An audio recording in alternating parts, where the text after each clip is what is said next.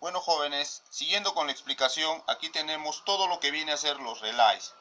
Como habíamos dicho, existen los relays, se determinan por el número de patas o el número de contactos que poseen.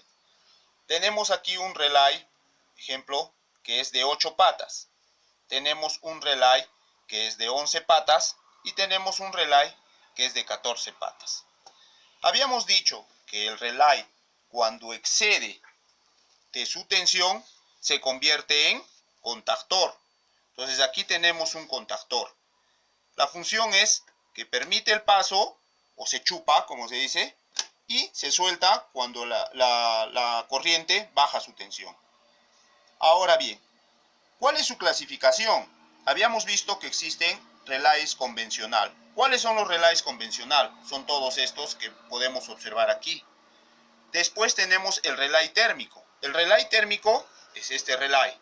¿Qué característica tiene este relay térmico? Es que trabaja con alta tensión. No lo vamos a utilizar en los circuitos electrohidráulicos. Y por último tenemos lo que viene a ser los relays temporizadores, que son relays que nos van a permitir controlar el tiempo o programar el tiempo de acuerdo a como nosotros necesitemos. Podemos variar de minutos en segundos o de horas. Existen dos tipos, los on delay y los off delay, que son aquellos que nos van a permitir, como he dicho, hacer contacto abierto o contacto que comience en contacto cerrado. Los relays también se pueden dividir en dos partes. ¿Ven? Esta parte se le conoce como la base y esta parte en sí es el relay. Al unirlo o acoplar los dos va a permitir el paso. ¿Qué es la parte de la base o qué trabaja la parte de la base? La parte de la base va a trabajar con lo que vienen a ser los contactos abiertos o los contactos cerrados y los comunes. El común es el que va a ingresar la corriente y puede salir a un contacto abierto o a un contacto cerrado. Y cuando el relay se energice va a cambiar de posición. Si era cerrado va a pasar a abierto y si era abierto va a pasar a cerrado. Ahora tenemos también lo que vienen a ser los pulsadores, que van a permitir que el ingreso o la apertura del circuito dentro de lo que viene a ser la apertura o el abrir el circuito o el cerrar el circuito.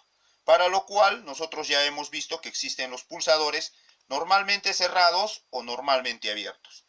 Como habíamos visto en las explicaciones, tenemos este contacto, que es normalmente cerrado, que trabaja con el número 1 y el número 2.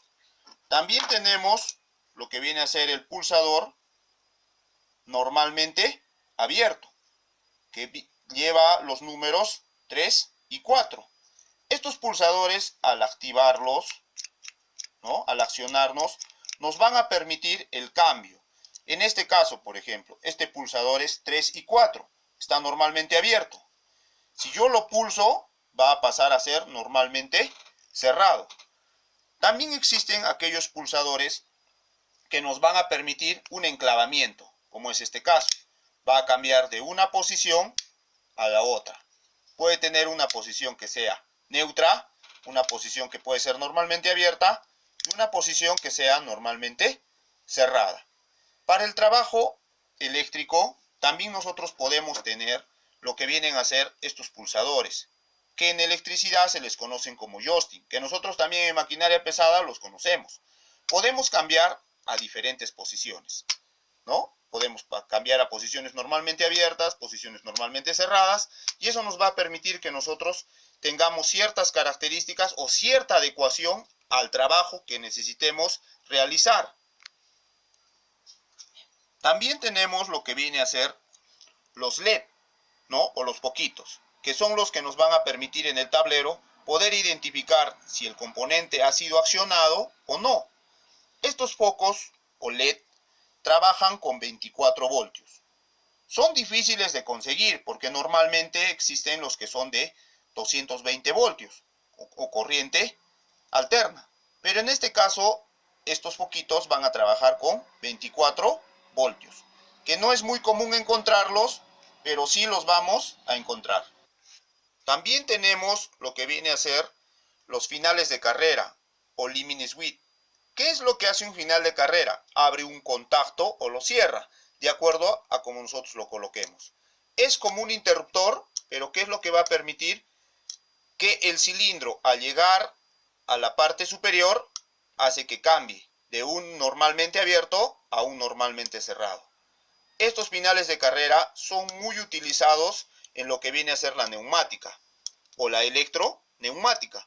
Pero también existen finales de carrera que trabajan con lo que es electrohidráulica.